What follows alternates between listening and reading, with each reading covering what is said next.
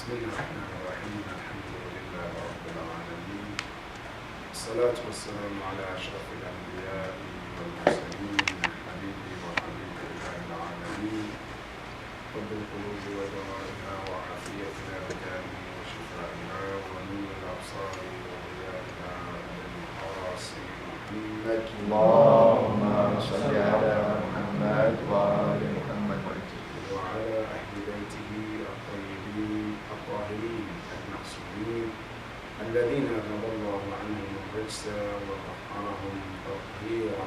اللهم صل على محمد وآل محمد. قال الله سبحانه وتعالى في كتابه الكريم: أعوذ بالله من الشيطان الرجيم، بسم الله الرحمن الرحيم.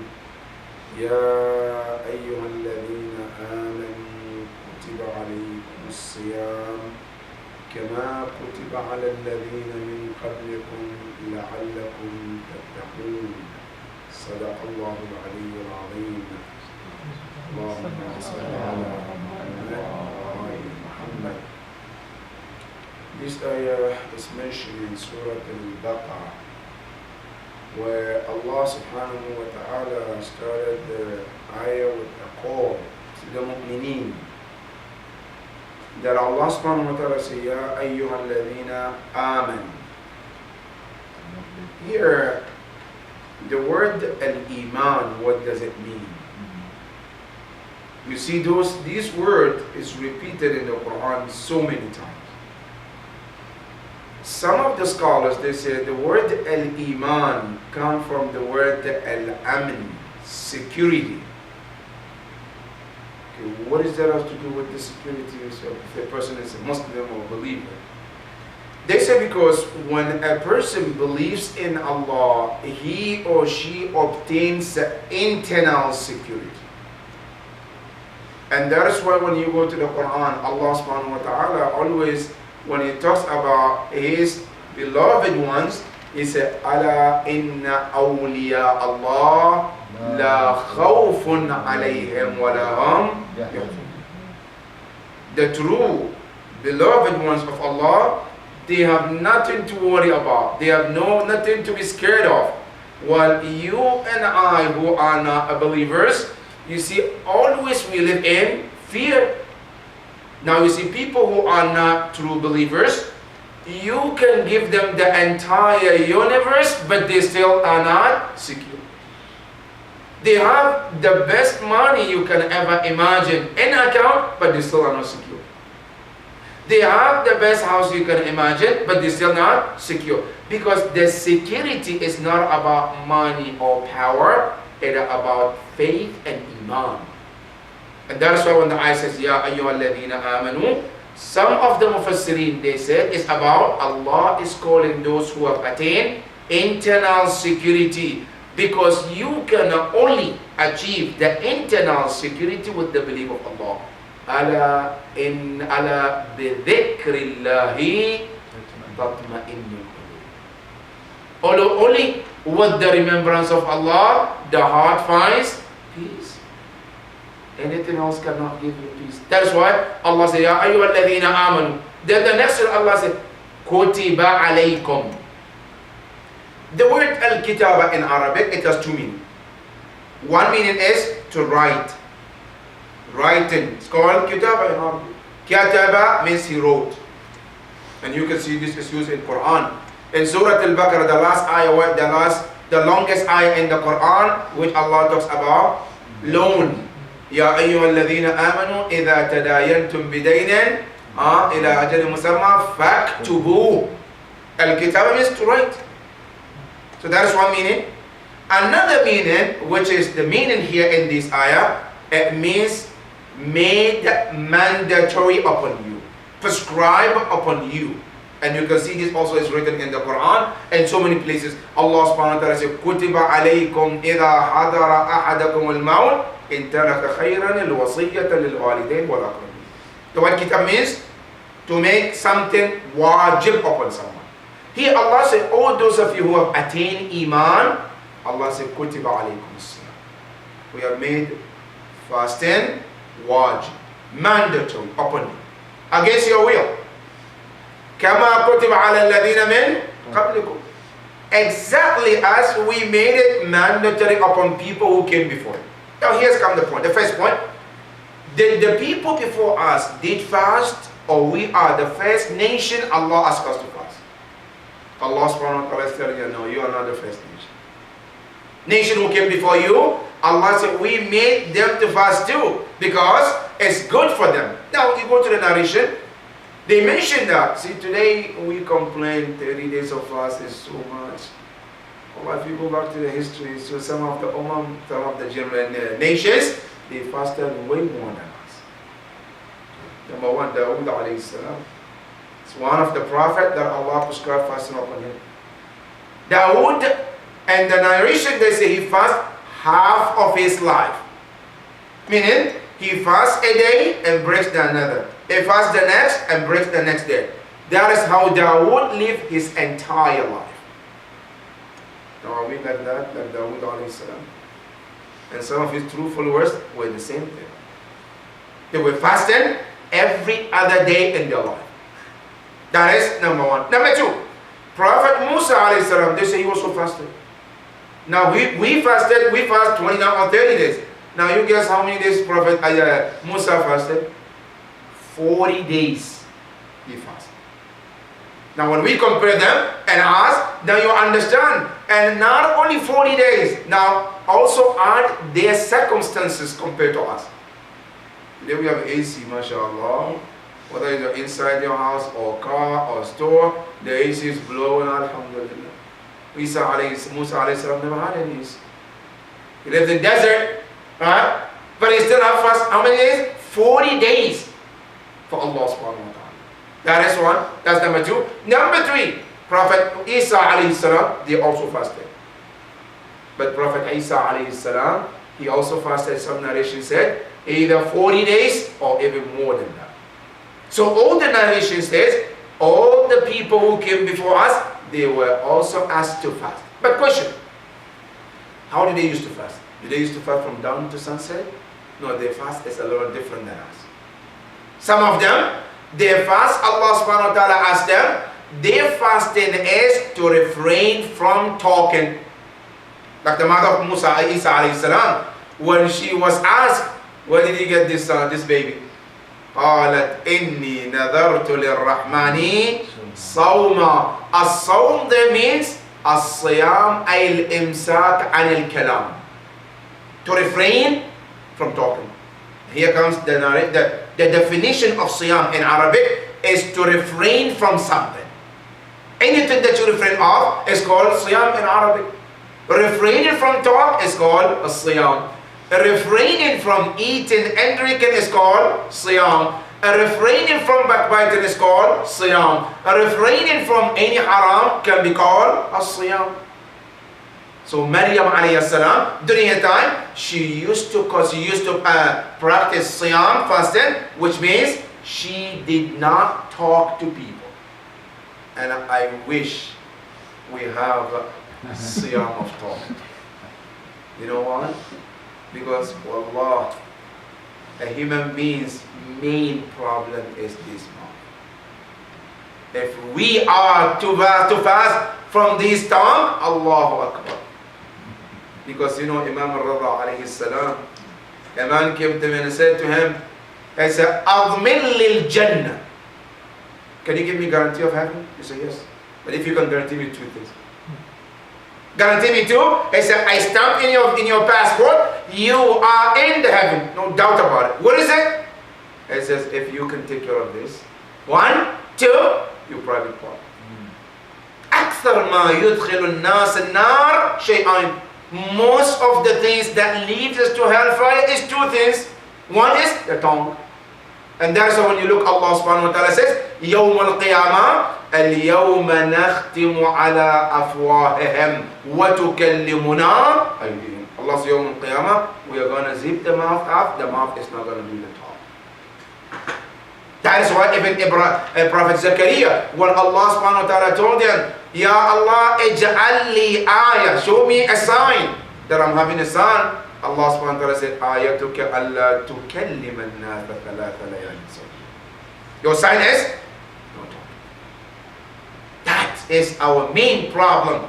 If we can close this and look, Allah subhanahu wa ta'ala, how many times He tried to tell us that the best thing is keep it the way I kept it. But we are not listening to Allah. You know, this tongue, as problematic as it is, Allah put it in 3 prisons. 3 prisons, so that way it can be protected, it can be kept away. You know, the first one is the jar that we have. Allah subhanahu wa ta'ala created it to make sure that it's way inside. That is one. Number 2, then Allah brought 2 teeth, upper and the bottom, right? And then He put the tongue where? Behind it. So that way it's behind another prison. The 3rd prison is the lips. But guess what? The jaw got open, the teeth opens, the lips open, and then the tongue comes out, does all the damage, and goes back and sleep. Peacefully too. And that's why in the narration Rasulullah says, every single morning when we wake up, the entire part of our body, they all speak to the tongue. Ya ayyatuhal lisan, oh you the tongue, we are safe if you are safe. We are all in trouble if you are in trouble. That is one of the concepts of fasting. Fasting is not just not to eat and drinking. Our fasting in Islam, it includes to take care of the tongue. That is one definition of as-siyam. That the definition at the time of Maryam alayhi salam is to refrain from talk. That is the word Allah used here. كتب عليكم الصيام كما كتب على الذين من قبلكم لعلكم تتقون. Allah said, because maybe you might attain taqwa. Now here comes the purpose of fasting. The purpose of fasting, to at the end of the month we have to obtain taqwa. That is why they said, if you want to know your fasting is accepted or not, you have to look at after the month of Ramadan. If there is a change, compare from beginning and the end. If I look myself, evaluate yourself from the beginning of the Ramadan, and then look at yourself at the end of Ramadan. Is there any change? If there is a change for better, that means your fast is accepted. Because it has created a difference in your life. But if I look at myself and I'm the same person, the way I started, the way I ended is the same. That is an indication that your Ramadan is not accepted.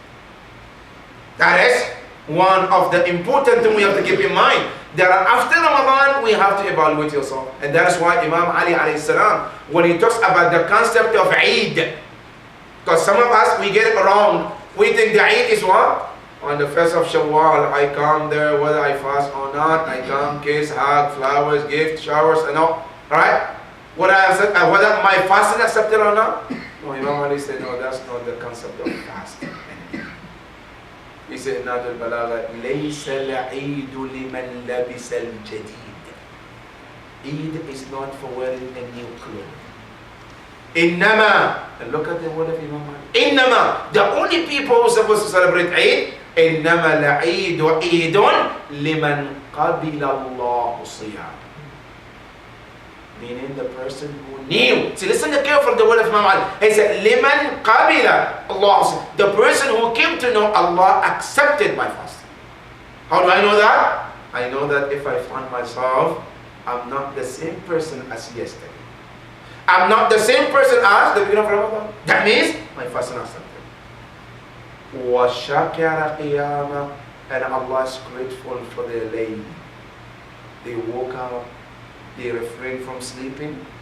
They revived the whole night for the sake of Allah subhanahu wa ta'ala. Allah, Imam Ali says, those are the ones who are supposed to celebrate. And then he said, وَكُلُّ يَوْمٍ لَا يُعْصَى اللَّهُ فِيهِ فَهُوَ عِيدٌ. Every single day that you and I don't commit sin, that is that. That is the concept of Eid and the side of Ahlul Bayt alayhi salam. But now, this short time that we have, I just want to emphasize about some misconception about ibadat in Islam. And then come to the fast as well. Because a lot of us, we think every ibadah we do in this universe it has zero effect in our life in this universe. And we think any good thing that I do, all it has to do is wait until I die, I go to Allah, Allah assists my deed, then He gives me heaven. But whatever I do in this universe, it doesn't matter. Is it the same thing fasting? When I fast in this universe, can I achieve something in this world before I go to Qiyamah for Allah to give me heaven or to give me some of His blessings? Oh no, there is nothing I can earn in this world while I'm fasting. Now, one thing we have to keep in mind, Quran is clear. In every aspect of ibadah, Quran is clear. There is never gonna be the same. For those who are believers and practicing versus those who are not practicing. Whether it's in this universe or in the hereafter. The ayah says, Allah subhanahu wa ta'ala says, and one of the ayahs says, أَفَنَجْعَلُ الْمُسْلِمِينَ كَالْفُجَّارِ. Allah subhanahu wa ta'ala, are we going to make a Muslim, those who submit to Allah, listening to Allah, versus those who are not submitted to Allah, to become equal? Allah said, no, you're not going to make them equal. You're not. Allah subhanahu wa ta'ala says, هَلْ يَسْتَوِي الَّذِينَ يَعْلَمُونَ وَالَّذِينَ لَا يَعْلَمُونَ. Allah subhanahu wa ta'ala clearly tells us they're not equal. Then there's difference in this universe and here. Now, as a Muslim, when I fast in this universe, what is the benefit that I can get in Islam? As a Muslim, just for fasting in this world, forget about the Jannah. That is after we die. But in this universe, what are the benefits? We have so many ahadith from Ahlul Bayt and from the Prophet talking about the benefit of fasting. Number one of those benefits of fasting in this world, the hadith of Imam Ja'far al-Sadiq alayhi salam. Allahumma salli ala Muhammad. When they ask him, Ya ibn Rasulillah, lima farada Allahu alayna as-siyam. Why did Allah prescribe fasting on us? Why do you have to fast? He said, لِيَسْتَوِي بِهِ بَيْنَ الْغَنِيِّ وَالْفَقِيرِ. To make it equal between the poor and rich. Why? Mom says, ذَلِكَ لِأَنَّ الْغَنِيِّ لَهُ مَا يَسُدُّ حَاجَاتَ. Because rich people, they have every time they want, they open the refrigerator, they can eat anything, snack anytime, but the poor people don't have that opportunity. Allah subhanahu wa ta'ala wants at certain point we all feel equal. And this message is very important. Equality in Islam is very important. That you see Islam in different levels, Islam tried to teach us about the equality. Number one of equality in Islam, Salat al-Jama'ah. Allah subhanahu wa ta'ala, when He encouraged us to do Salat al-Jama'ah, why is it? Allah subhanahu wa ta'ala wants to teach us equality. Because as we are outside, we are different levels. Some are rich, some are poor. Some are respected, some are not. But when we come and we stand in front of Allah in that line, and we all say Allahu Akbar together, we go to ruku together, we go to sajda together, which indicate that we might be different people outside, but in the sight of Allah we are equal. In kullu man fis samawati wal ard illa ati ar-Rahman abda. Allah said, you might call yourself different titles, but in the sight of Allah, I have one title for all of you, and that is, you are all my servant. The title we give, I'm teacher, I'm this, that is our names that we give to each other. But the title that Allah gives is Abdul. So that is the teaching of equality in Salat. Now you take it to another level, the same Salat, and after the Salat, you have fasting. Fasting comes, Allah subhanahu wa ta'ala said, all of you have to fast. Whether you're rich or poor, we all have to be fasting. Now you have bigger unity and equality in Islam, which is Hajj. We all go there in that part of the world. Some of us are the most richest people in their communities.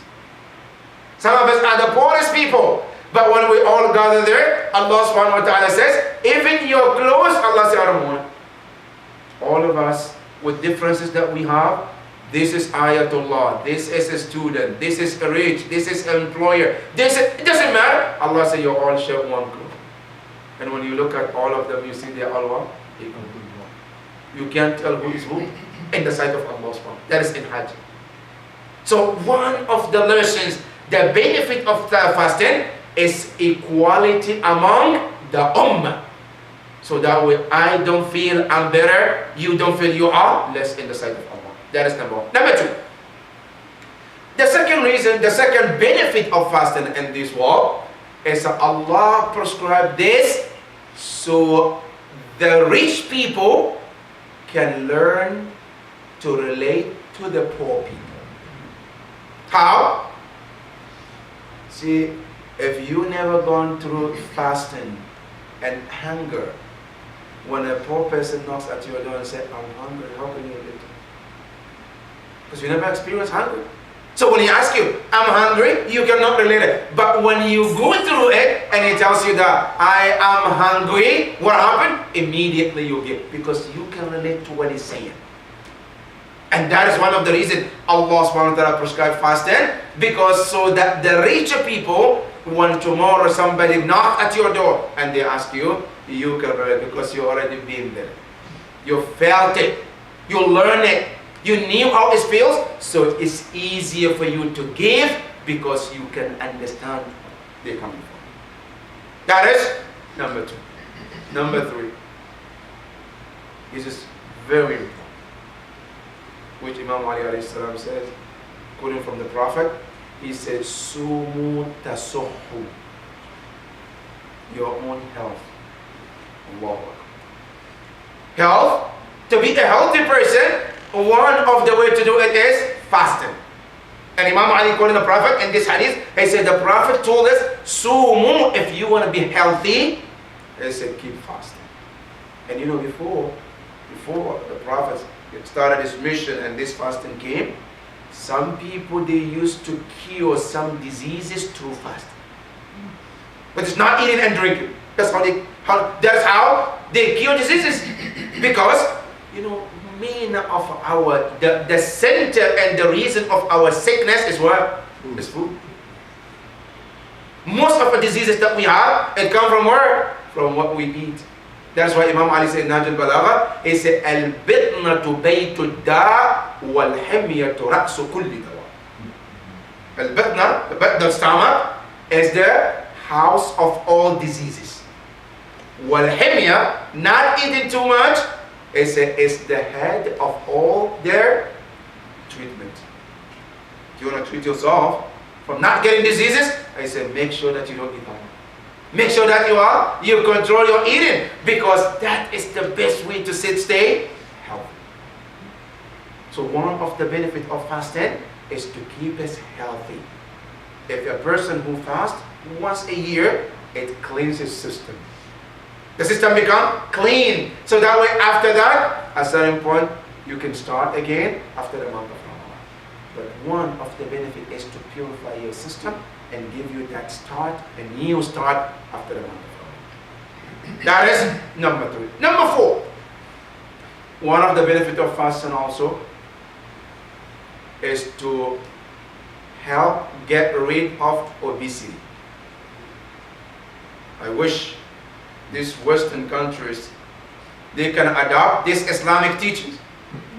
Because one of the problems we have in the Western countries as well is obesity. A lot of people, they are going through this problem, and people are even dying because of this. And the reason is what? It's eating. Some of us, we cannot control our eating system. I always have to snap 24/7. Right? Because it's there, I can't help it. So what happens? I become obese, and then it creates more problems. But fasting, it helps you to minimize it. Because you know and I know, right? You know, you might be a certain weight before Ramadan, but at the end of Ramadan, you know your belt, you have to a little adjust it. Why? But not for everybody. Unfortunately, some of us, in the Ramadan, they gain weight. Alright? Because instead of the other way around, in Ramadan, after they break a fast, they want to eat for the 3 days that they miss. That's not, you know, in Islam, this is Islam fiqh shari. It's makruh to overeat at iftar or suhoor. Fiqh. Our scholars, they say it's makruh that after you fast, you break your fast, then you want to fill yourself. They say, why is it makruh? Because it defeats the purpose of fasting. The purpose is not to keep your stomach as you used to in the other month. Now if you do the same thing at night, at the suhoor, what is the point? The point is to keep the stomach clean, empty for the month of Ramadan. That is one of the purpose. So one of the benefit is, if we are to keep fast, the fast will help us to make sure that we, inshallah, we will not be this. That is number 4. Number 5. You know, fasting, it helps you to build something we call willpower. Willpower, yes. You get it from the month of Ramadan. Because in the month of Ramadan, there are certain things we want to do, we can't do it. The moment you start, you can't, then you stop. But in the month of Ramadan, it's the best time to start. A lot of people, those who smoke, they want to quit smoking. Another month, they cannot. Because they are not obligated not to smoke. But in the month of Ramadan, from dawn to sunset, you're not allowed to smoke. If you are able to go from dawn to sunset without smoking, and you add some part of that willpower a little more, you can push yourself for 24 hours. If you push yourself for 24 hours, you can push for more and more. And the more you push, the more your willpower becomes stronger and stronger, and you can overcome a lot of things. That is one of the benefits of the month of Ramadan, that it helps you to create and strengthen your willpower that Allah gave you, which you cannot do in other months. Because the opportunity is not there. But in the month of Ramadan, Allah says, you're not allowed to eat, you're not allowed to drink. So I want to stop certain things, I can't do it, but in the month of Ramadan, the opportunity is there. And not just the smoking. Certain things we cannot refrain in the month of Ramadan. And you see a lot of us in the month of Ramadan, things that we used to do, we say, no, it's Ramadan, now I can't do it. You quit, right? Because you respect the month of Ramadan. And trust me, if you are able to do it for 29 or 30 days, you can do it for another 2 months. If you are able to do 2 months, you can do it 3 months and 4 months and a year and so on and so forth. It just needs a little push after Ramadan to continue the willpower. But unfortunately, some of us, as soon as the Ramadan is over, we kill the willpower. And then we go back to our routine and start the same thing we used to do. Which is something that I really would like to remind myself and to remind all of us, especially those of us who are in this i'tikaf, that keep this important point in your mind. You doing this i'tikaf, you are able to build yourself up to certain point and get closer to Allah subhanahu wa ta'ala. It took you 3 full days to refrain from your normal life. Your normal bed that you sleep on, you left it to come to the house. Your normal bathroom that you have, you left it to come to this place. Normal routines that you have, you left all of it to come and attain the closeness to Allah. You are able to achieve it. That is one good you were able to do. But there's one thing that is more important than this. And that is to protect and maintain this closeness to Allah.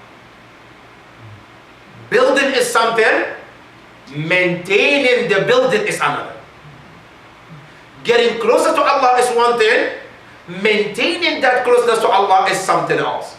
And that is the hardest part. Shaitan, at one point he was close to Allah subhanahu wa ta'ala, but failed to maintain that closeness to Allah. And what happened to him? He lost everything. Building might take you so many days, so many years, so many months to build, but it doesn't take you hours to even destroy it. A house you want to build, it might take you months, 6 months, 1 year, but if you want to destroy it, how many years is it going to take you to destroy it? One explosion, that's it, it's gone.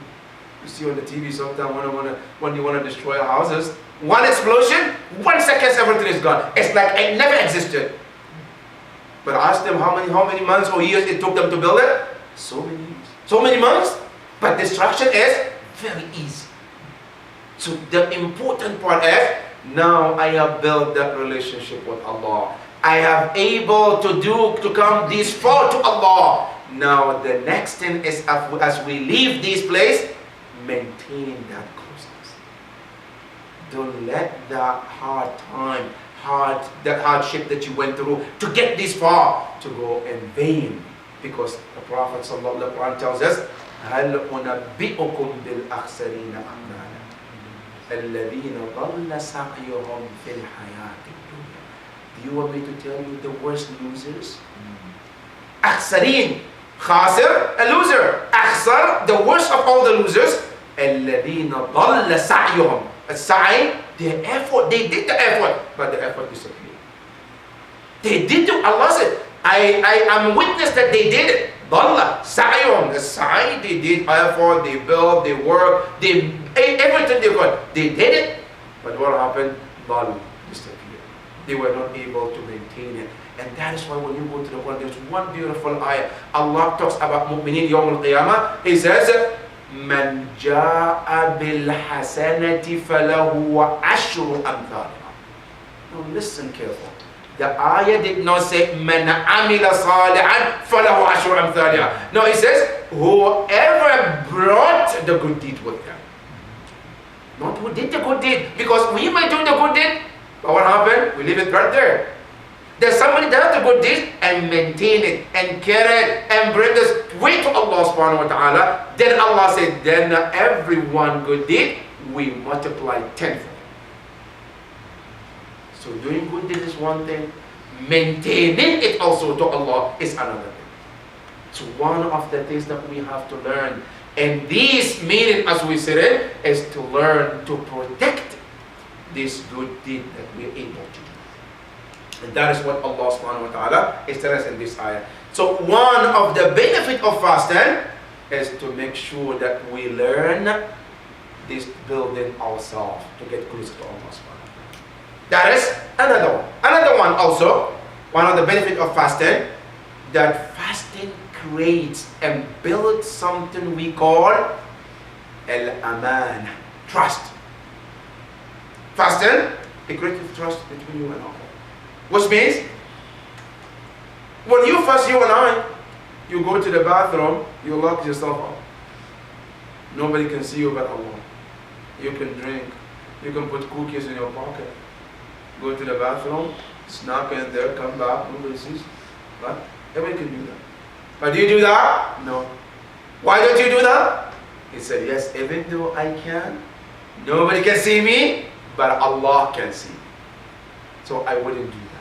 Now you build it. The Ramadan is giving you that what? That to build the trust that even though nobody could see me, but Allah, my Creator, can see me, so I better not to eat even though nobody can see me.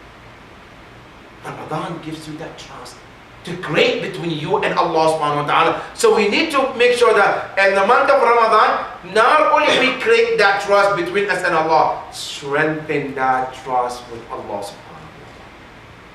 And let it even go to the further that after Ramadan, when I want to lie, feel that Allah is watching too. The way that in the month of Ramadan, you don't go somewhere to eat because you feel Allah can see you, even though others cannot. The same way, take this trust and further ahead that when I want to backbite after Ramadan, feel that Allah is watching. When I want to oppress someone, feel, let the trust be stronger, that you remember to know that Allah is watching. The way that in the month of Ramadan, you were able to build that trust with Allah subhanahu wa ta'ala, that I wouldn't eat or drink because Allah is watching. Let it go further to the other part of your life, so that way you and I can become, like the ayah says at the end, لَعَلَّكُمْ تَتَّقُونَ. You may add taqwa. That is another benefit of taqwa. Another benefit of taqwa, especially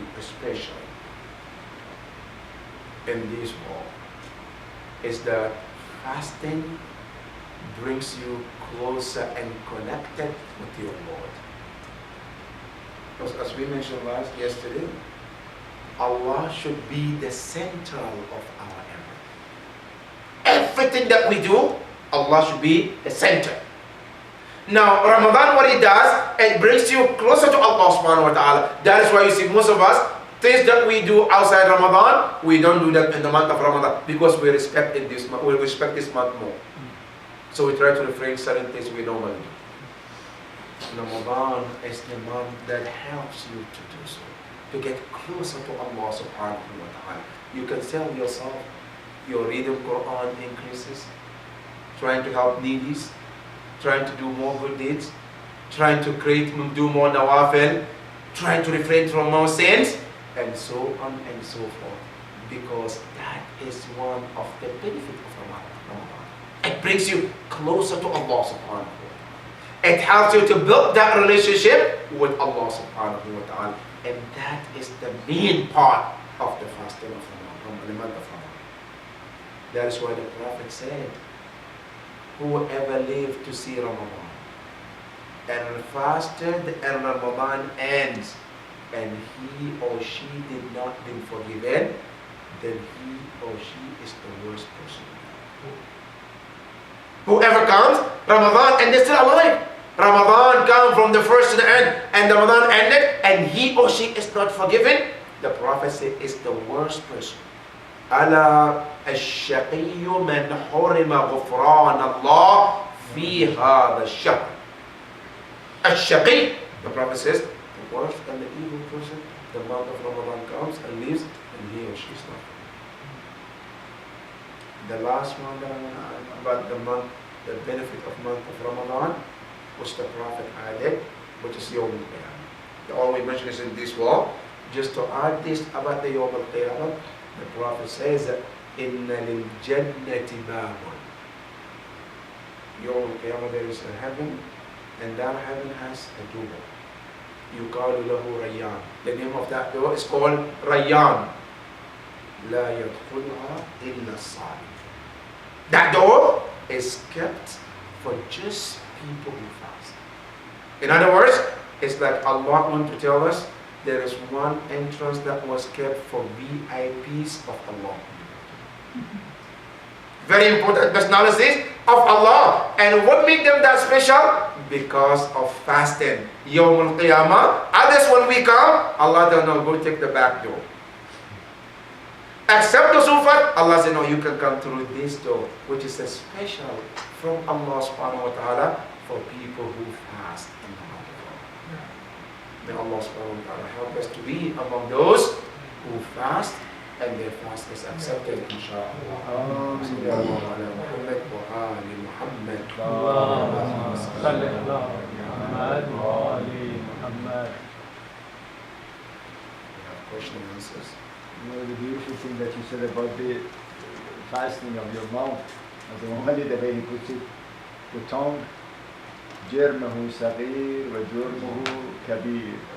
It's a little piece of meat, but no weight on that one. But it's the crime of that is Yes. There was this our last concept that you say يريد الله بكم اليسر or يريد بكم العسر. Allah wants to make it easy for us to obey Him. In the month of Ramadan it became so easy probably that you obeyed Him. Otherwise, He doesn't want to make us hardship for not to do, not to eat, nothing. Isn't that the part, one of the things? Yes. For most of the ibadah, there are nawafil, like for salat, there are nawafil, for hajj, there is umrah. For Saum, are there prescribed nawafil for Saum? Yes. In ibadah, every wajib in Islam, they have nawafil as well. As siyam, a fasting has nawafil. And nawafil also is a lot. That we have nawafil of prayers, there's a lot of nawafil of fasting. One of the nawafil of fasting is what the Prophet used to do. There is a book called Sunan al-Nabi, written by Allama Tabatabai, the author of Tafsir al-Mizan. it's a good thing that is translated in English too, alhamdulillah, that he piled all the sunnah of the Prophet. Every ibadah that the Prophet did, sunnah, he ordered them together and put them as a book. One of them is about the fasting. The sunnah fasting of the Prophet that is known as Mondays and Thursdays. The Prophet always kept Mondays and Thursdays fasting. That is a sunnah. That's one. Number two, the Prophet also kept fastings on every month, 13th, 14th, and 15th. And they call, in fact, Ayyamul Biyadha. Every month. This is on top of Mondays and Thursdays. The Prophet always fast on the 13th and 14th and 15th. And it's mustahab. That is number two. Number three of the fastings, there are 7 days the Prophet ﷺ encouraged fasting. Mustahab, you don't have to, but it's encouraged. One of them on the day of Arafah. For people who didn't go to Hajj, you are in your country, it's mustahab to fast on that day. That is one. Number two, on certain days that Islam have achieved victory. It's a great day in Islam. For example, Eid al-Ghadir, it's mustahab to fast on those days. On the day of Mubahala, it's mustahab to fast on those days. These are days that Islam emphasized to fast.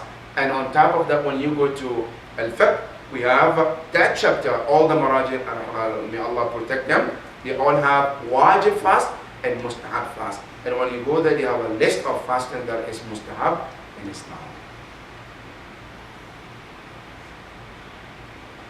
As brother said that Allah made us easy for us to fast. Right. Well, sometimes when you are talking to the Americans here, and you tell them, they understand the eating part, the physical eating, but when you tell them you don't even take water, then not even water. So, When you do it. Why is that? I mean, they asked me, and the only answer I had was, because Allah just said it. So, but I think they wanted something more. See, one of the things that we have something we call hikmah. And let me say that in all Islamic rulings, there is always two things. They said, sometimes we have illah, and sometimes we have hikmah.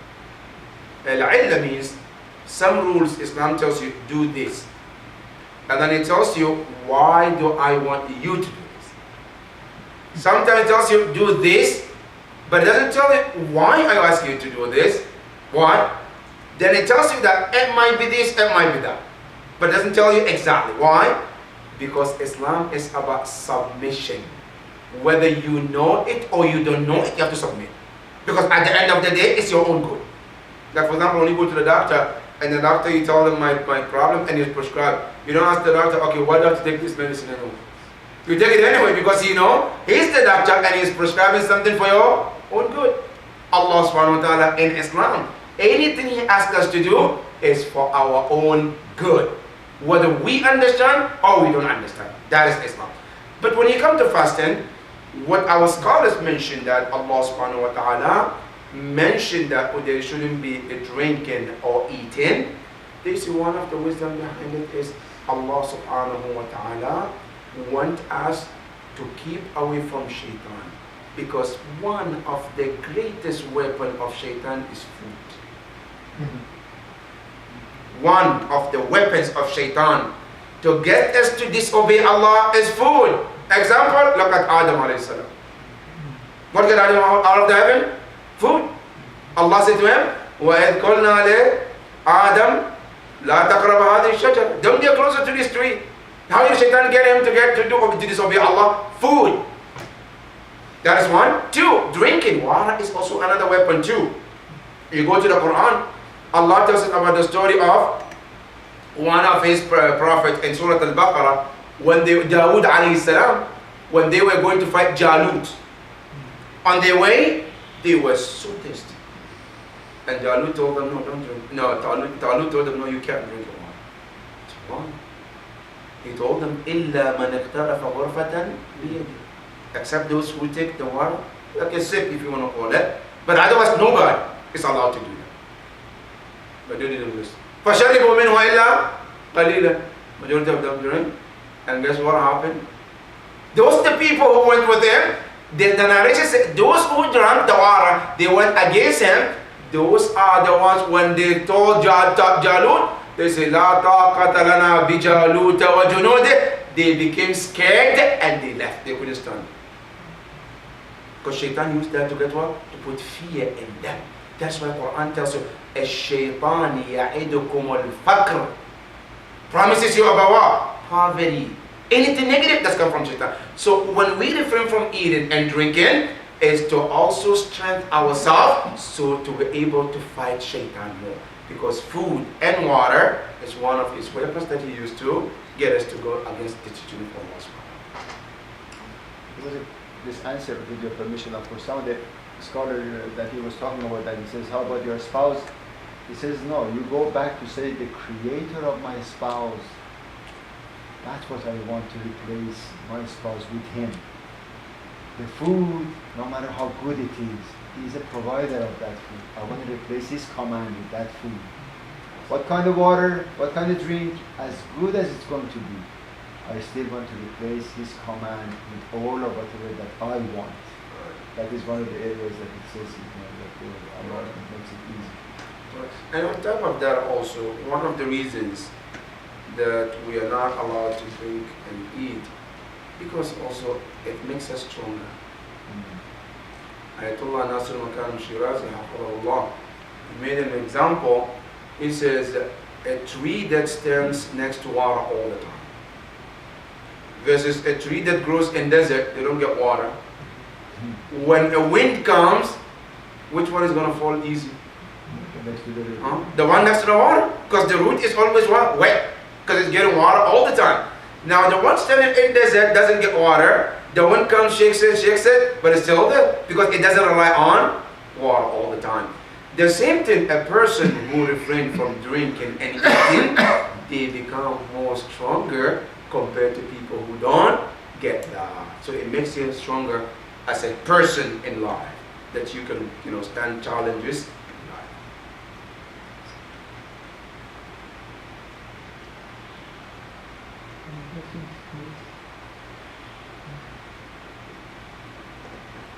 You have a question?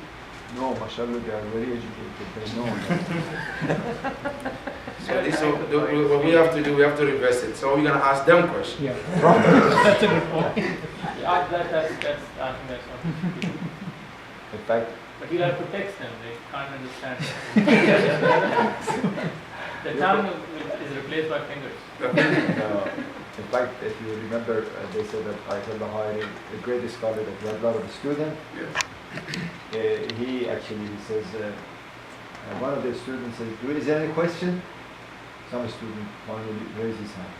He says, why Salatul Fajr is 2 rakah? We look at him and he went to Sajda.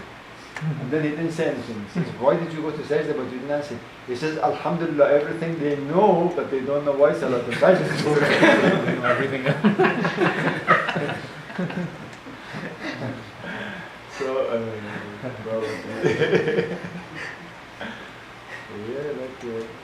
was the Azawjana of Abu Fadl Abbas male or female? I mean, is that the whole thing is?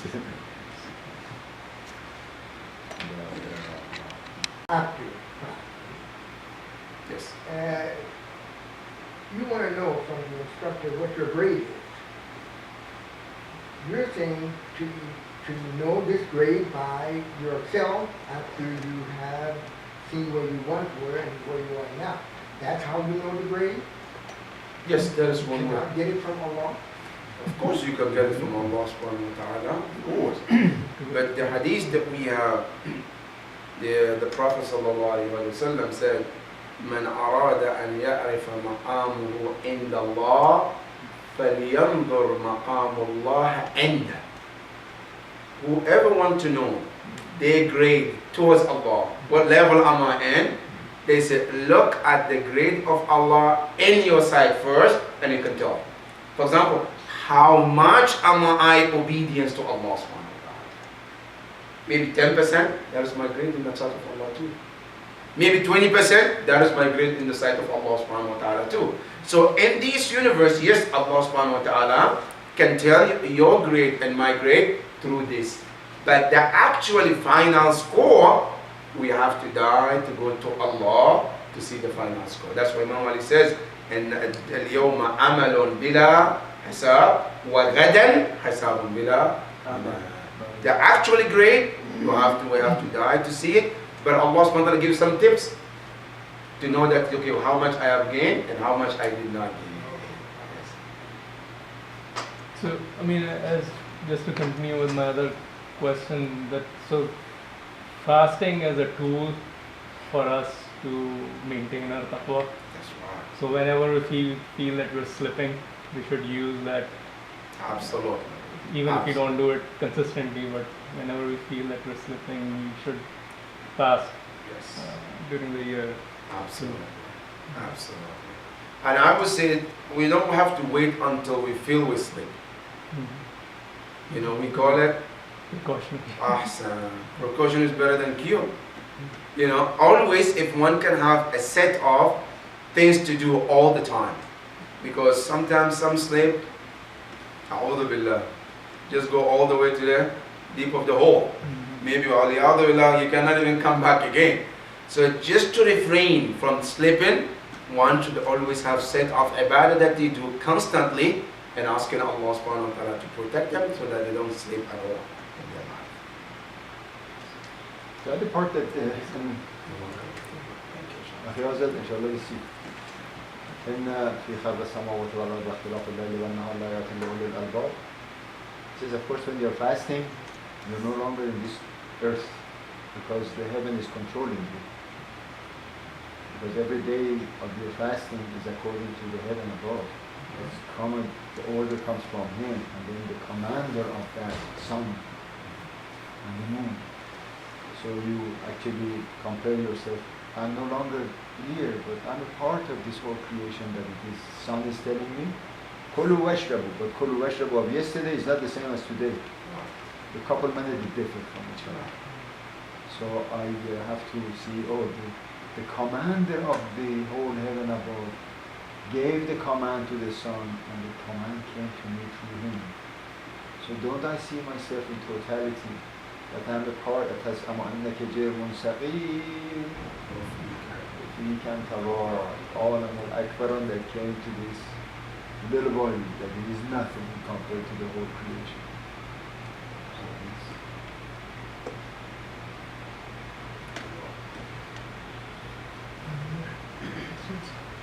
Yes. You understand what I say? Yeah. Go ahead. Is there a reason that we wait when we're doing Ziyarah? When we do ziyarah? First of all, yes, there is no reason, but there is hikmah, wisdom why we do that. Number one, we have to understand pointing is not wajib, you don't have to, but it's just a recommendation. Number one is when you pointed, you're pointing towards the imam that you're talking to, the haram of the imam you're speaking to. Right? Like for example, when we call someone, say, oh, I'm talking to this brother. Because when I'm talking, it could be this, it could be this, it could be that. So, but when I said, oh, I'm talking to you, Ali, for example, right? So then Ali knows that I'm talking to him. That is why even in namaz, right?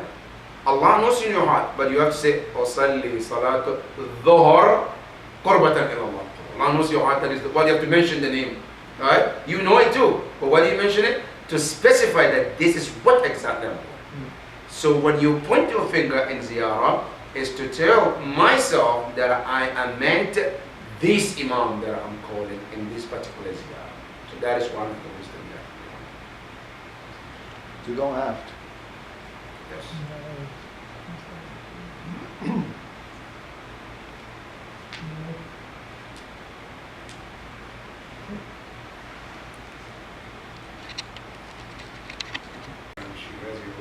And in that he talks about the riyah. You know, really this is one of the worst sin one can do, because it's considered a shirk billah. You're associating Allah subhanahu wa ta'ala with something, and that is the worst thing you can do to Allah subhanahu wa ta'ala. So one of the ways that they said, can I know that I am doing riyah? One is, they said in the hadith, if I find myself when I pray in public versus when I pray alone, if there is a difference, that is something I'm doing riyah. Meaning, for example, when I pray alone, right, it takes me 2 for 3 minutes. But when I pray in the public, it takes me 30 minutes. Right? Now, this extra is not for Allah. It's for what? For people. That means that I know I'm doing it. That is one way to do it. Number 2, they said, if a person is lazy when they are alone, but suddenly they gain strength when they are in public, that is another sign of fear. Because when somebody is alone, I'll do it. Oh, come on, inshallah. But when people are there, no, I want to show people that I'm a mu'min, that is a sign that the person is not really doing for the sake of Allah subhanahu wa ta'ala. Because a person who does for Allah, it shouldn't make difference. Whether they are alone or they are in public. And actually that's what the sign is. When they ask the Prophet, that's the sign he says. He said, if you want to know you are mura'i or not mura'i, he said, look at your salah in public or in private. If you are happy with your salat in public, because people are saying this, that's number one. That is number 2. Number 3, they say one of the signs of a person who does riyah is when they do something positive, they expected good work from people. Versus, they don't expect anything. Some people, when they do something special in the public, they expect it. And they say, oh, mashallah, that was great. Some people, even if you don't compliment them, they become angry. That is even worse there. Some people, they can be quiet if you don't compliment them, but they will be angry if you don't compliment them. This is even worse. So that is one of the signs. But quickly, how do we resolve this? How do we, treat this kind of disease? Number 1, they said, try to do your ibadah mostly private. That majority of ibadah is private. Instead of doing it in public, no. And that is why in Ilm al-Irfan, as they said, there are different levels. One level is called Bidayat. And then the third one, I believe, or the fourth is called Al-Uzla. Al-Uzla means where you do things just to build yourself. Where you can get to the point where it's not about people. So that is very important. You leave this, at certain point, you do your ibadah individually. That is one. Number 2, which is from Imam Ja'far al-Sadiq alayhi salam, where he said to a person who was asking him, how can I get rid of riyah, show off in my ibadah? He said, look at it this way. He said, if I pick a stone in my hand, it's a stone, and everybody in the world said it's a gold, will it change to a gold because people say so? So now I pick a gold in my hand, and everybody in the world, they say it's a stone, it's not a gold. Would that change to be a stone because people say so? So that means don't worry about what people say about you. If you are a good person, even if the entire world say you're bad, in the sight of Allah, you're still a good person. If you are a bad person, everyone in the universe can say, no, you are a good person, well done, that's not going to change anything in the sight of Allah. The reality stays where it is, no matter what people say. So just focus on the fact and refrain from what people say. That is one of those things. And then on top of that, they added think about the punishment of, doing riyah, for example, which they say in the hadith, Yawm al-Qiyamah, when we are given our books, al-Mura'i, a person who does and worked on ibadah, on the show off, they said they will find their book blank. There will be anything recorded. And then they go to the angel, say, I did salat, I did fasting, I did. They say, yes, you did. But you didn't do it for Allah. We only record who does for Allah, not for the people. So go and get your reward from those people. And Yawm al-Qiyamah, who is going to get you? When Quran says, يَوْمَ يَفِرُّ الْمَرْءُ مِنْ أَخِيهِ Person would not even stand to even talk to their mother, who have done so much, Allah has so much for them. Who do you think is going to come and say, this is my good deed, just to save you? So the best thing is to just think about Allah and do it for the sake of Allah. There's one thing I think we have experienced, most other people. When you start your salah, Allah Akbar, is at that time you feel like you are totally connected to Allah, you are disconnected to everyone else. In the second one, it's a little bit less. In the third one, you are thinking about other things. Fourth one, you just forget. It's the third rakah or fourth one. So how to stop this thing? Yes, this is really an issue. It's not for one person. You know, we're all in the boat. You know, when it comes to that, we're all in the boat. You know, that is shaitan. But the way to get rid of these things, number one, they said, the problem why we're facing this is because we don't establish the connection with Allah before the Salah. See, when we wake up after Fajr prayer, from Fajr to Dhuhr, we have established so many connections. Now to come in 5 minutes to cut all that connection and connect with Allah is almost impossible for people like us. Because we already connected. So disconnecting is very tough. So they say that before you start your salah, take some time to start disconnecting before you connect with Allah subhanahu wa ta'ala. How do you do that? One, they said, that is why it's mustahab. They encourage us to do 8 rak'ah mustahab before your Dhuhr prayer. Those mustahabat, if you are to do them, by the time you do 8 rak'ah, at least there is some kind of disconnect in there. Then the wajib zuhr comes in, their connection will be much better with Allah subhanahu wa ta'ala. That is one. So we have to specify, even Imam Ali alayhi salam, when you go to the narration, they say before every salah, Fajr prayer, Imam Ali will be the first one to be in the masjid. Open the masjid, call adhan, do nawafil before people come. All this is what? It's trying to start up that connection with Allah subhanahu wa ta'ala. That is number one.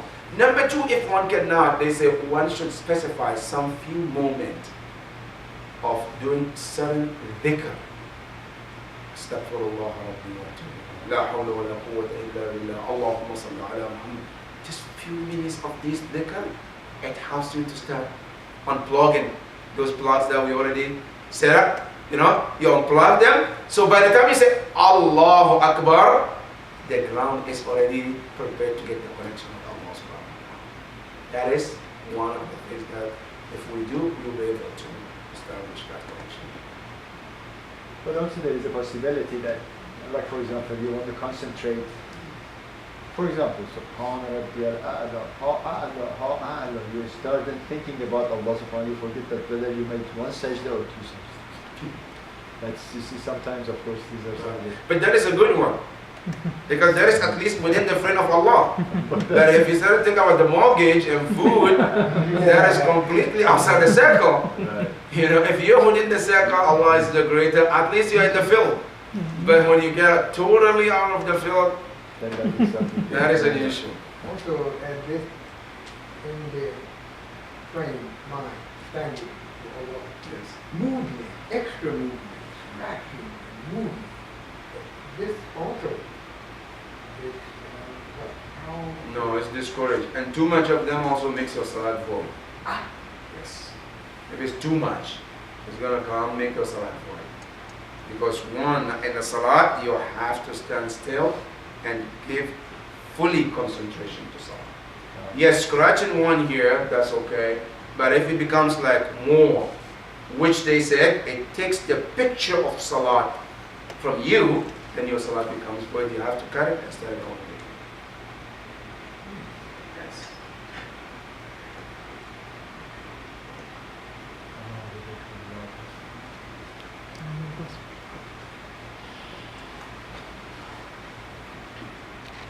Thank you. Is that we, the people who control masajids, we have to make the masjid or center a place where the youth feel comfortable.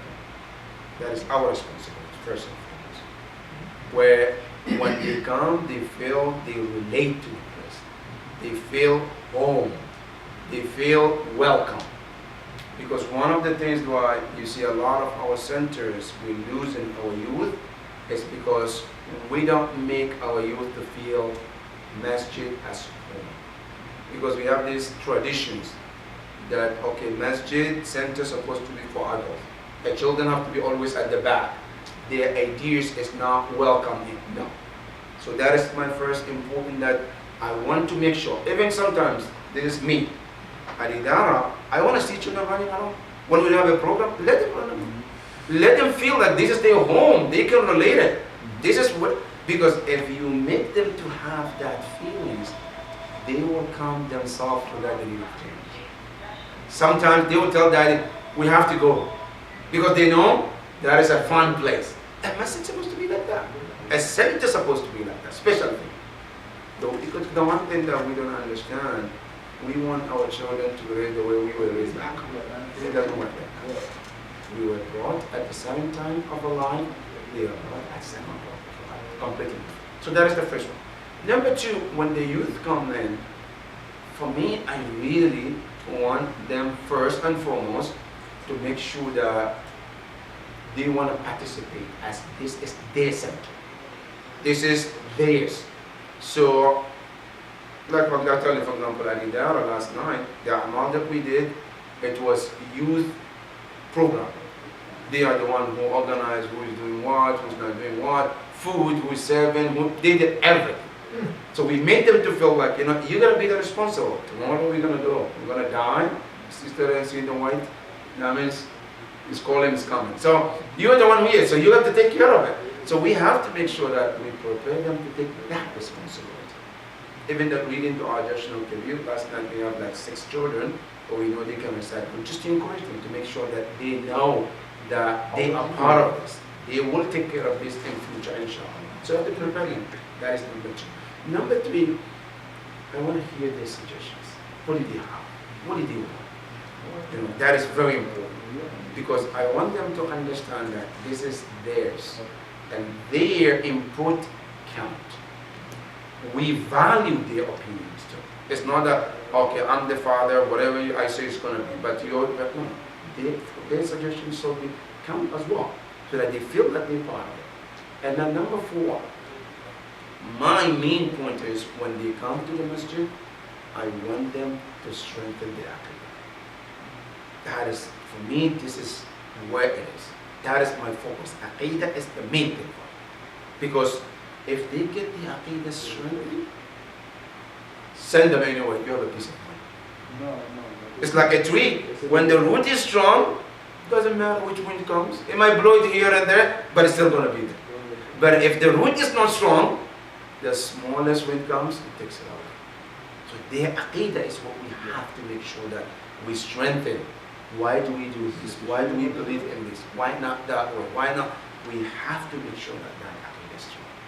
That is very important, especially today.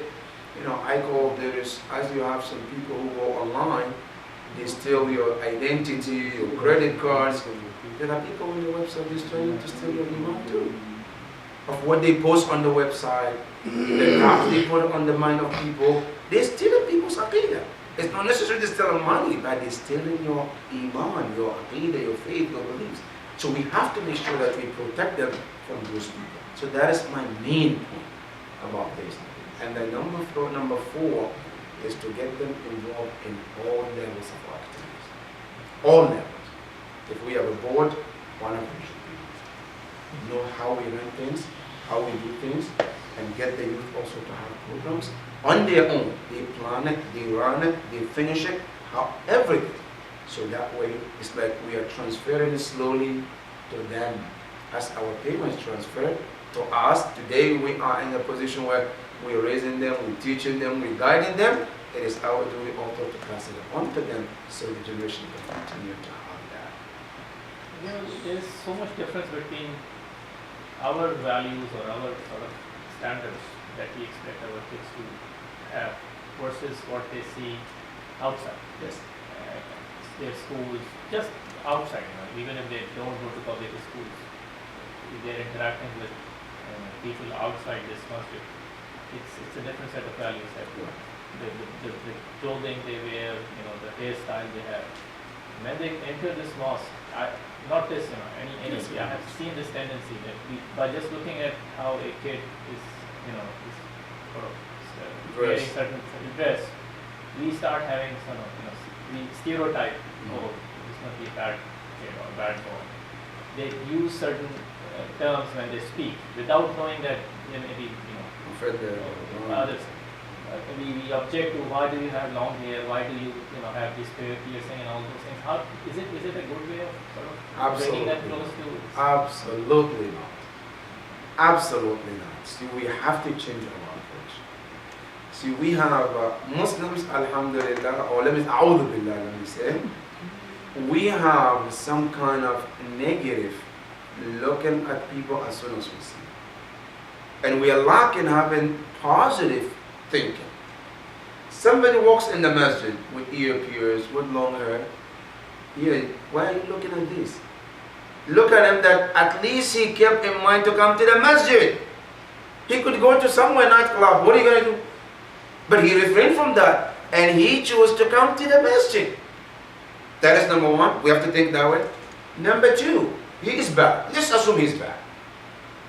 What do you think masjids are for? Make it good. Huh? That's the work of the masjid. And that is what I tell some of the ulama. They say, this is guy's bad, he shouldn't be coming here. I said, when the doctor becomes doctor, does he treat healthy people or sick people? Huh? A doctor, he says, I'm becoming a doctor. Anybody who comes, okay, what can I do for you? Okay, my back hurt, my legs hurt. Then he tries to help you. That's what the doctors are. You as an alim, your job is to help people to become good spiritually. Somebody walks in there with the long hair, beard, alhamdulillah, come on in. You have so many examples of the Prophet. The Prophet was sitting with his companion. A young man walks in. Ya Rasulullah, idhan li bizina. Ya Rasulullah, I wanted permission so I can go commit adultery. Some companions were, what? They wanted to hit him. The Prophet said, what are you doing? Leave him alone. He's talking to me, not to you. Why are you getting upset? The Prophet brought him closer. Sit here. The job of the Prophet what? He says, he asked him questions. The guy turned a different person by the time. He walked in different person, left a different person. That is the masjid's responsibility.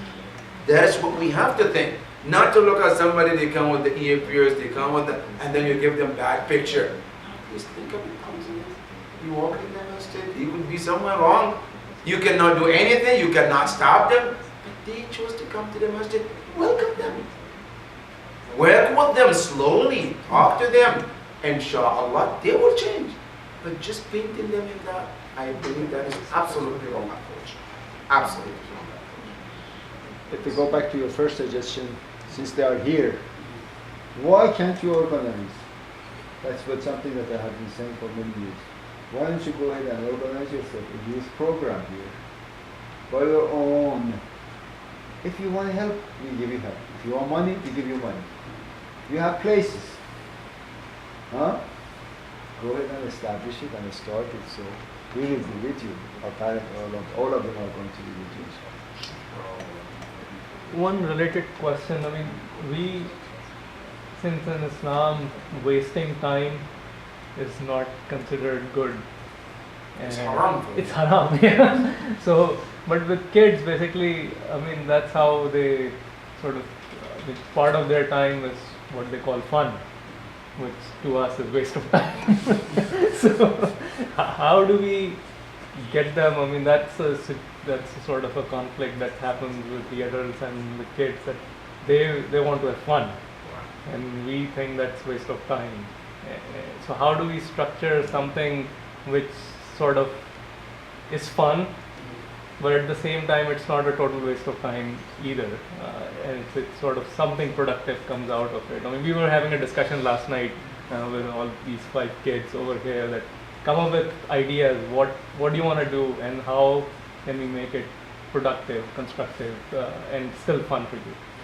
I think Ali wants to answer. I mean, I have a question. Is it also just a matter of perception? Because for adults, their definition of enjoying is like sitting around drinking tea, talking about whatever adults talk about. Yeah, we While don't consider for us, that. we could just be sitting in a room enjoying each other's company. But when other people see it, it's like, oh, they're just sitting there doing nothing. That's a waste of time. So wouldn't it also just be a matter of perception? Yeah, it can be. Yeah, we do waste time too, talking politics. No, let me say that in Islam, Islam is not against fun. Mhm. If a person is having fun, why not? You know, Islam is not about everyday masjid, salat, Allah Akbar, subhanallah. Islam wants us to have time for fun too. You come to the Prophet sallallahu alaihi wasallam, he has fun too.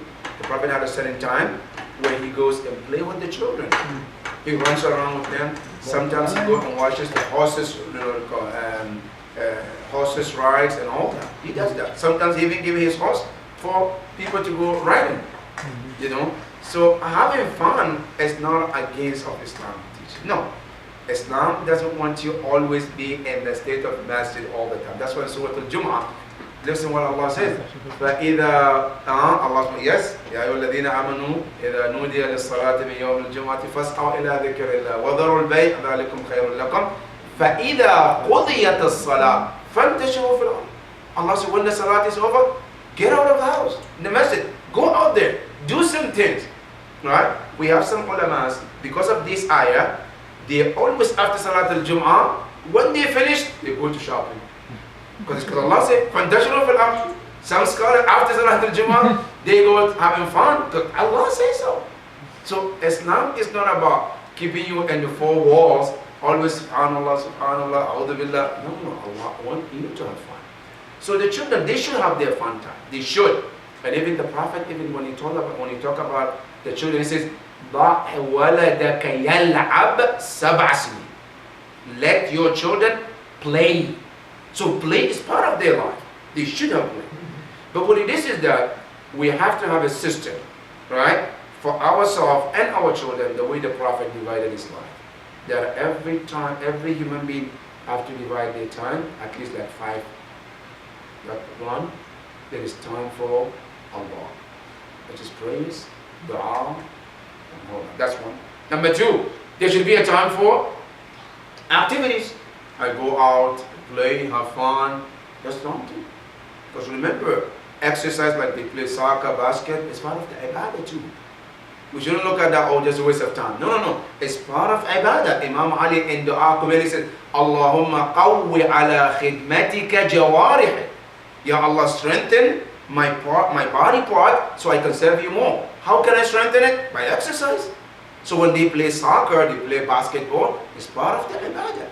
So that is number 2. Number 3, they have to understand that it's time for learning too. That they have to have time where they read it, they're asking questions, they're educating themselves, they're bettering themselves. That is number 3. Number 4, they have to be a time where if they have responsibility of helping the father, the mother, everybody, because the Prophet, that's what he said. He said that the child has to be raised in 3 stages. Stages where they are the kings. When they're early age, they have 0 responsibility. Everything they want, given to them. All they need to do is to cry. Right? They make one scream, that's it. Everybody's there. What do you want? What? Food. That's the first stage. Now, as they grow, they get to a certain stage. No. Now they started to learn from the parents. Do this. This is how you do this. This is how you do this. Then the 3rd stage, they have to start giving back. Helping the family, helping the father, cleaning, errands and stuff like that. That's what Quran says about Ibrahim and Ismail. فَلَمَّا بَلَغَ مَعَهُ السَّعَيُّ. When Ismail reached at the age of where the father can send him for errands, that's when Allah said, I want you to slaughter. But the point is, there have to be a time that they have to be giving back some time to the family. But on top of that, they should have time for fun as well. They should have. And that is why I see, even like here in America, we're supposed to be, our centers supposed to not be just the centers of praise. There should be some fun attached to it. Because this is my thinking. This is me. And I'm thinking this way. Even if the 12th Imam comes to the United States, it's not going to treat people like Middle East. That's for sure. That is aqeedah, that is my belief. Because Allah said in the Quran, وَمَا أَرْسَلْنَا مِن رَسُولٍ إِلَّا بِلِسَانِ قَوْمٍ. We never sent a prophet unless he speaks their language, their culture. He leads them based on the style of their life. So if I'm in the Middle East, the way we live there, that's how Imam's going to lead us. When he comes to America, that is how he's going to live in America. Imam is not going to come and say, I'm going to use dinar when we use the United States dollar. No, he's not going to do that. He's a normal human being. So he has to live as a normal person. So the same thing, our center is supposed to be attached to certain things. Where our children, when they come, they can also feel that, no, there is time for salat, and then there is time for activities too. And one important one that my heart always breaks, and I hope someday I can have a voice to say this, is for the poor sisters. All our messages is designed for men. It's like Allah doesn't want women and anywhere close to Him. All our programs always men. But there is nothing for sisters. Poor women, they have to sit always in the corner. We have swimming pool, not for sisters. We have soccer, not for sisters. Basketball, not for sisters. What did they do? This is something that we're missing. We have to have all these things for sisters. They need to come into the way Allah wants you as a man to be stronger. Allah wants sisters to do the same thing. They have to have their environment where they can have activities Islamically and they can grow as men as well. The thing that I have felt over here, in Pakistan, we had this sort of a continuation, cross generation. So we had very old people, and very young, and then many in the middle. So, for example, when I was young, I had some, older brothers who would sort of convey the message from the old generation to this is what you are supposed to do. And they were our sort of, people who were telling us what to do and what not to do. So we learned from this. I do not see that sort of a continuation in here. We have very young people and we have very old people. Where are the people in the middle? Where have they gone? Because I asked Haji Allah Naidem, where that person went. He said he got married. what is happening? If I were to count their names, is at least I have 10 of it in my head. So now these kids have a very difficult time interacting with us. So we have this generation gap. It was very easy for us, it will be very easy for us to just communicate to someone who is, let's say, 5 years or 10 years younger than us, instead of people who are 20 or 30 years younger than us. So where are those people? Well, unfortunately, I believe they're there. You can tell when we gather, you can see the different ages. But the problem is, as I see personally, the problem that I see is that we've been dissolved in this society. What we were given, like you mentioned, when we came here, we put it aside and we adopted something else. And not just here, unfortunately, it's like the world is changing. Even back at home, you go, things that we used to normally know, now it's no longer happening. Even back at home. Slowly, it's like everything is now changing. Like here, for example, in America, when we came here, we started to think like now what all matters is just me, not us anymore. Back at home, if you recall, those of us who come from back home, we have something called, it's always us, not me or you. Which means, in the neighborhood we grew up, if a neighbor sees another neighbor's child is misbehaving, they're not going to wait until the other neighbor comes and they're going to go ahead and discipline the child and then tell the neighbor that, okay, your son was doing this and I disciplined. And then your father says, oh, you did that, thank you, and then he disciplined you again. Right? There is a system. That is how we grow up. That everybody feels like we are all part of this. We all are into this, raising the community together. But when we came here, how many of us know our neighbors? Divide and rule. Huh? Divide. How many of us know our neighbors that we live in? And even if we know them, how many of us we interact with them? There's, how you doing, John? How you doing, man? That's it. There's no interaction. I don't know what they do. You don't know what they. this kind of disconnection is what we have. And this have even got even among our society since now. Now nobody wants to intervene. No, that's not my business. That's not my business. That is what we are lacking. That is the problem. I don't the generation, the ages are all there, but we fail to come in the field and do that responsibility. That is the problem, guys. So until we come back and we put, and that is why Ayatollah said Sistani.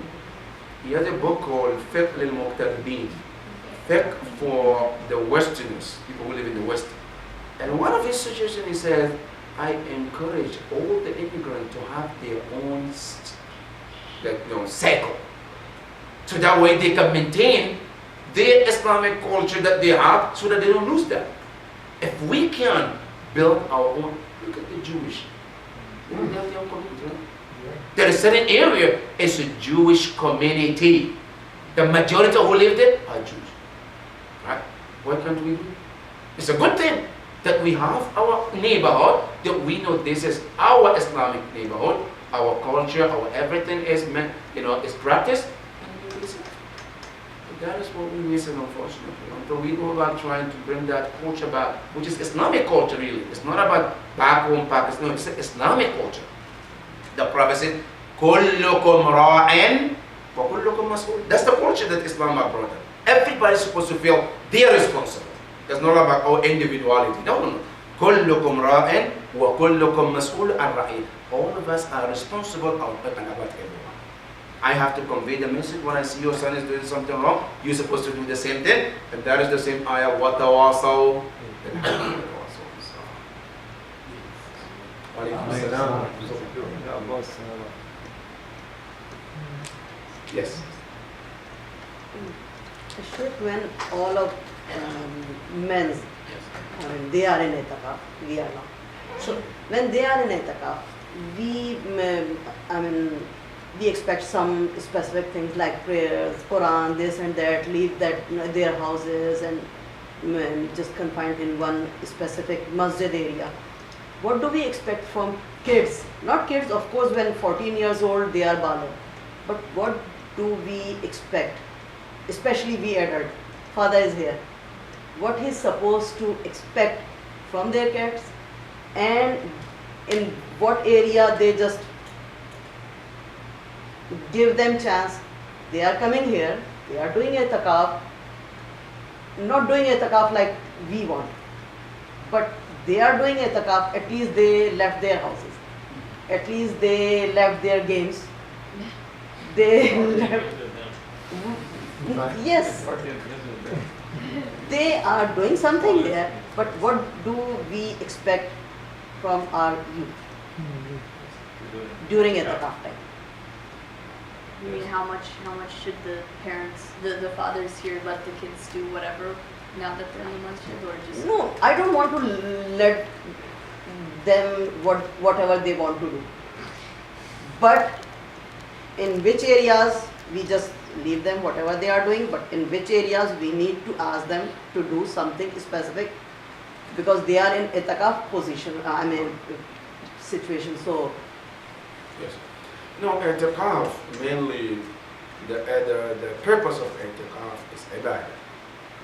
When one, isolate themselves to just dedicate those 7 days for just Allah subhanahu wa ta'ala. That's the purpose of i'tikaf.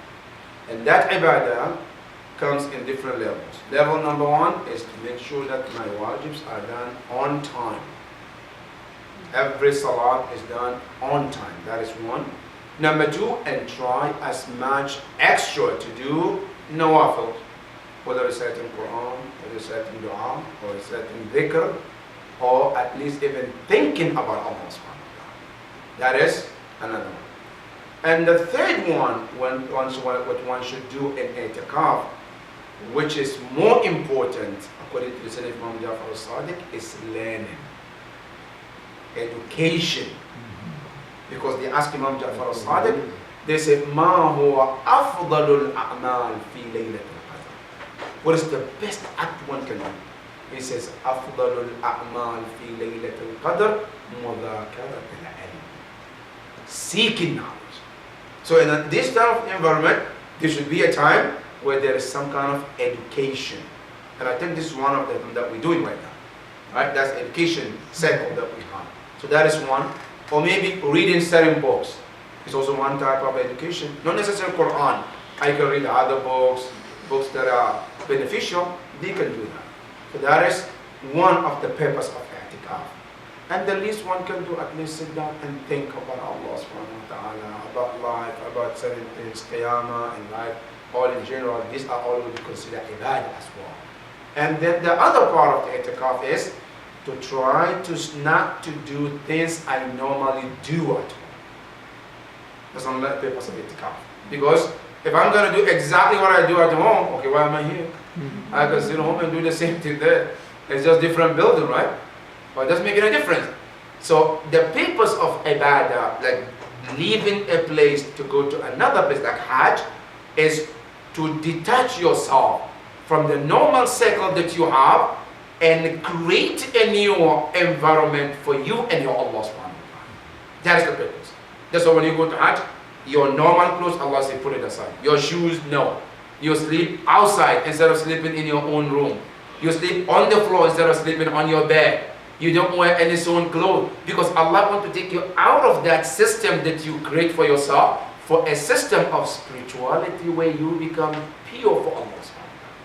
So in i'tikaf, there have to be some kind of environment where we are detached from most of the normal things we do, and then so that can create a spiritual environment for us.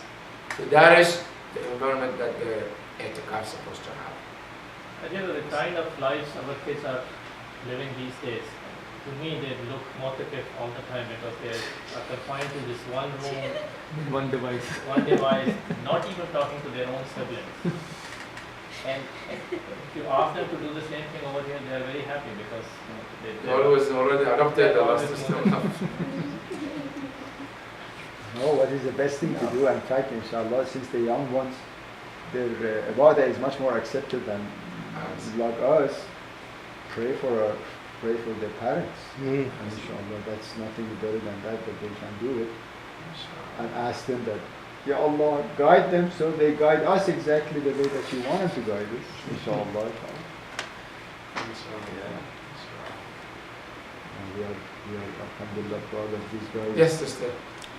So my father asked a question earlier about the middle group that tries to bridge the gap between the adults and then the youngest members of the masjid. For someone who wants to start establishing the middle group, what would you recommend? Because it's very difficult to bridge the gap between, parents have certain cultural backgrounds where they don't want to talk to someone else about their child. Kids sometimes don't want to talk to anyone older than them because they say, I'll take care of myself. What would you recommend if we agree that there should be, big brothers and sisters in the community that try to talk to parents and children alike? What would you recommend for someone to be like that? First of all, my recommendation would be that the person who tries to bridge the gap, first of all, they have to be educated to know what they plan to do. You need to know what they want to do. That is number one. And number two, because the reason why I say they have to know, because if you don't know what you want to do, you might end up hurting instead of helping. You might create more problems than you can create help. But that is the first. We have to know what we want to do and why we're doing it and get some information about the whole thing. That is one. And number two, we have to also create some kind of, a group or committee. It's not one person, because this is something that one person cannot. So they have to, because we have to understand. In serving people, there is no one man show. Doesn't matter how great you are. And you can tell from the Prophet, from day one he says, Ya Allah, I need wazir. Musa alayhi salam, Allah told him, go to Fir'aun. Say, Allahumma ja'alli waziran min ahli. I can't do it alone. I need help. So it's not a one man show that, okay, I'm going to take this from me. No. You have to get help. Get people who really have the same way of thinking and they're willing to help, so you can sit down. And three, you have to organize it. Things have to put in organize. As Imam Ali said, you have to organize. What are the problems? What are the solutions? What are the ways to work on those problems to make sure that these come through in the way that we want? And then we can execute it slowly until we get there, inshallah.